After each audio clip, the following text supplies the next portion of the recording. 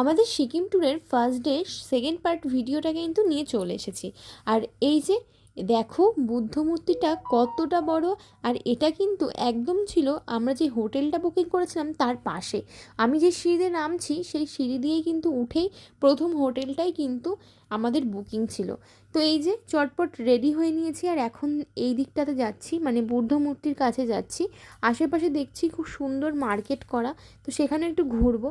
তো মার্কেটের মধ্যে এসেই খুব খিদে পেয়ে গেছিলো বলে আমি একটা চাউমিন নিয়েছিলাম, যেটা এতটাই বেকার খেতে ছিল, মানে আমি একদম খেতে পারিনি, পুরোটাই ফেলে দিতে হয়। তারপর সন্ধ্যের টিফিনের জন্য হোটেল থেকে আমাদের ডাকা হয় আর চটপট আমরা চলে এসেছি টিফিন করতে।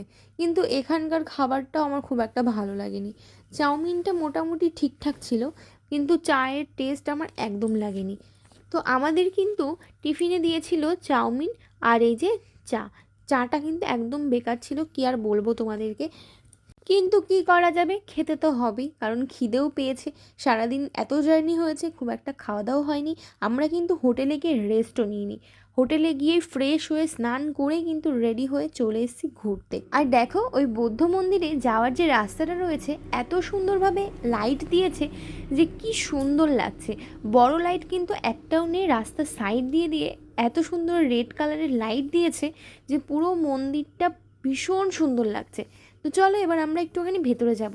একটু ঘাবড়েও গেছিলাম, কারণ এতগুলো সিঁড়ি দেখে হয়তো তোমরা মোটামুটি বুঝতেই পারছো যে ঠিক কত সিঁড়ি হবে। আর এতগুলো সিঁড়ি ভেঙে পাহাড়ি রাস্তায় এরকম নামা ওঠা করা যে কত কষ্ট, কি বলবো তোমাদেরকে। তোমরা যারা পাহাড় ভালোবাসো তারা তো জানোই। যাই হোক, আজকের লুকটা ছিল আমার এটা। কেমন লাগছে অবশ্যই কিন্তু কমেন্ট করে জানাতে ভুলো না। তো যাই হোক, অনেক কষ্টে কিন্তু আমরা কিছুক্ষণ রেস্ট নিতে নিতে মোটামুটি হাফ সিঁড়ি ক্রস করে গেছি।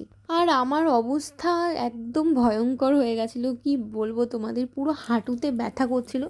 এমনিও আমার হাঁটা খুব একটা অভ্যেস নেই, এই পাহাড়ে গিয়ে আমি যা হেঁটেছি মানে সারা জীবন মনে থাকবে আমি এত হেঁটেছি। আর আমার দেখো ওঠার আর ক্ষমতাই নেই, মাথা ঘুরছে, একদম টলকাচ্ছি। তবুও উঠতে হবেই, যেহেতু আর মাত্র কয়েকটা সিঁড়ি আছে, মানে আমার কাছে মাত্রই লাগছে, কারণ ওই অতটা দূর থেকে আমরা এসে গেছি এতটা, তো সেখানে আর কিছুটা সিঁড়ি ক্রস করলেই কিন্তু আমরা পৌঁছে যাব। তো চলো যাই। তবে সন্ধে যেহেতু হয়ে গেছে, মানে রাত হয়ে গেছে, তাই হয়তো গেটটা খোলা আমরা পাবো না। এই লোকেশনটা কিন্তু বাংলাতে। আশা করছি মোটামুটি সবাই তোমরা গেছো আর চেনো। তো তোমরা কারা কারা গেছো এটা কিন্তু অবশ্যই আমাকে কমেন্ট বক্সে জানাতে ভুলো না।